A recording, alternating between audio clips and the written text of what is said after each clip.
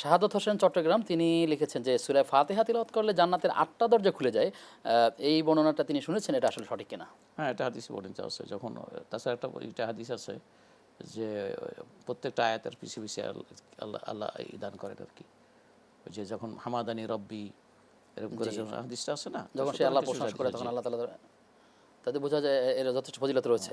ফজিলত রয়েছে। তো এর জি, অর্থ কিন্তু এটা নয় যে আমি সারাক্ষণ সূরা আলহামদুলিল্লাহ পড়লাম আমার বেহেশতের দরজা খুলে যাবে। আমার অন্যান্য আমল, অন্যান্য আকতালা, ফরজ, ওয়াজিব, হালাল, হারাম ইত্যাদি যে বিষয়গুলো আছে সবসময়ের জন্য যে স্পেশাল যে অফারগুলো সেগুলো কিন্তু আল্লাহর পক্ষ মানে থেকে মূল যে ঠিক সকল রাখলে সে হ্যাঁ, তার বোনাসটা মৌলিকভাবে পাবে। ঠিক থাকা এবং নিজের আর মৌলিক ঠিক থাকার মধ্যে সবচেয়ে বড় হচ্ছে ফরজগুলোকে আমরা যেটা বলি ম্যান্ডেটরি যেগুলো, একইভাবে কিন্তু উপার্জনটাও হালাল হওয়াটাও ফরজ।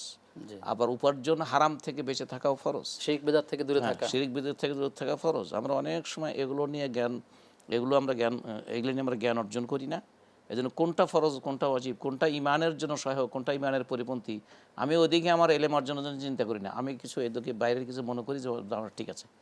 এই জন্য যেগুলো আমার ঈমান নষ্ট করে, যেগুলো আমার আমল নষ্ট করে, যেগুলো আমার খাদ্য এবং শরীরের মধ্যে যেগুলো করে, সেগুলো সম্পর্কে জ্ঞান অর্জন করা অত্যন্ত ফরজ, যে ফরজ যে বলা গুরুত্বপূর্ণ। হয়েছে এটা ফরজ। যে সেই বিষয়গুলোকে সামনে রেখেই এই ফজিলতের হাদিসগুলোকে বিবেচনা করা।